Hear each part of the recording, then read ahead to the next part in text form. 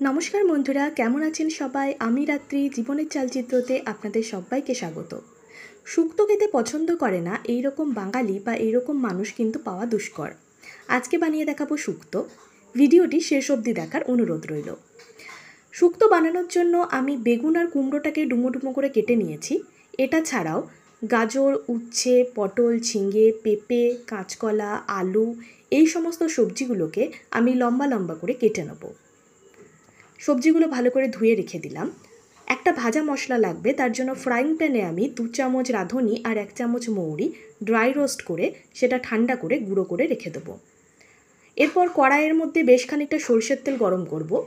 তেল গরম হলে এতে ডুমো করে কেটে রাখা বেগুনটা দিয়ে দেবো। সামান্য একটু নুন আর হলুদ দিয়ে বেগুনটাকে লালচে করে ভেজে তুলে রাখবো। আমার ভিডিওটি যদি আপনাদের ভালো লাগে তাহলে অবশ্যই লাইক করে দেবেন, আর এই রকম নতুন নতুন ভিডিও দেখতে চাইলে আমার চ্যানেলটি সাবস্ক্রাইব করে পাশে থাকা বেল আইকনটি ক্লিক করবেন।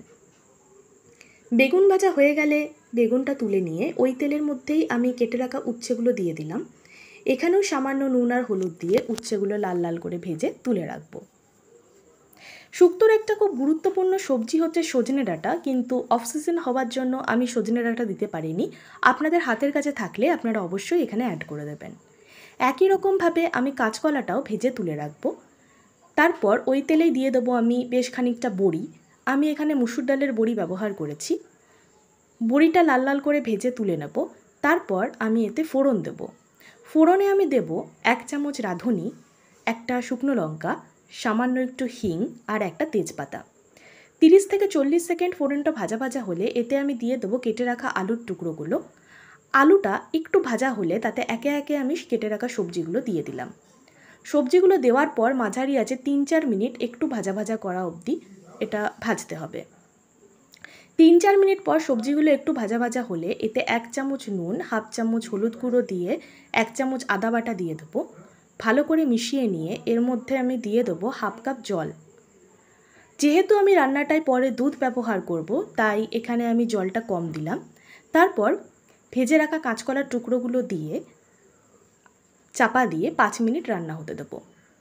5 মিনিট পর ঢাকনা খুললাম। সবজিগুলো এখানে মোটামুটি 50 to 60% সেদ্ধ হয়েছে। এরপর এতে আমি ভেজে রাখা বড়ি, উচ্ছে আর বেগুনটাও মিশিয়ে নিলাম। এরপর এখানে আমি একটা বাটা মশলা ব্যবহার করব।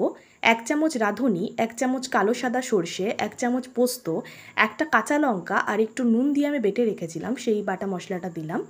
তারপর 1.5 বাটি দুধের মধ্যে হাফ চামচ কর্নফ্লাওয়ার গুলে নিলাম। এই কর্নফ্লাওয়ার গুলোর দুধটা আমি কড়াইয়ে দিয়ে দিলাম।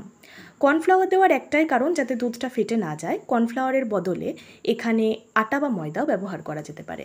চাপা দিয়ে আরও 10 মিনিট রান্না করলাম। 10 মিনিট পরে আমি দেখব সবজি সুসেদ্ধ হয়ে গেছে। এরপর এতে ভেজে রাখা মশলাটা আমি দিয়ে দিলাম। এখানে আমি আরেকটু গরম জল অ্যাড করব, যেহেতু তরকারিটা আমার খুব চাপ হয়ে গেছে। শুক্তো একটু ঝোলঝোল হলে খেতে ভালো লাগে। তারপর আরও একটু নুন, 1 চামচ চিনি আর সব শেষে 1 চামচ ঘি দিয়ে দিলাম। এরপর গ্যাস অফ করে 15 মিনিট স্ট্যান্ডিং টাইমের জন্য রেখে দেবো।